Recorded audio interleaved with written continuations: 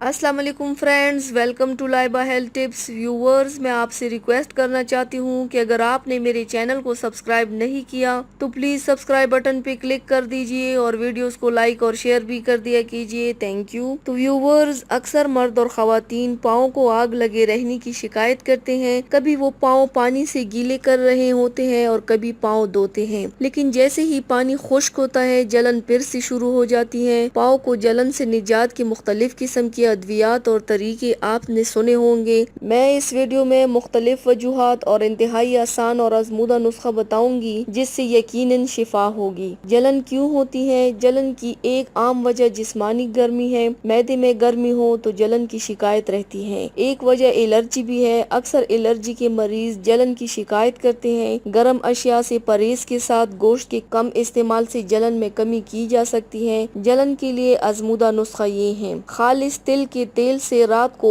रोजाना पाँव के तलों की अच्छी तरह मालिश करें। इसके इस्तेमाल से इंशाल्लाह शिफा होगी। तो व्यूवर्स, ये थी मेरी आज की वीडियो। उम्मीद करती हूँ आप सबको पसंद आई होगी। मेरी वीडियो को लाइक और शेयर ज़रूर कीजिएगा। मुझे फीडबैक ज़रूर दीजिएगा। मेरी चैनल को सब्सक्राइब करना मत भूलिएगा। अपना बहुत ज़्यादा ख्याल रखिएगा। मुझे दुआओं में याद रखिएगा। कल मिलते हैं एक नई वीडियो के साथ। अल्लाह हाफिज़।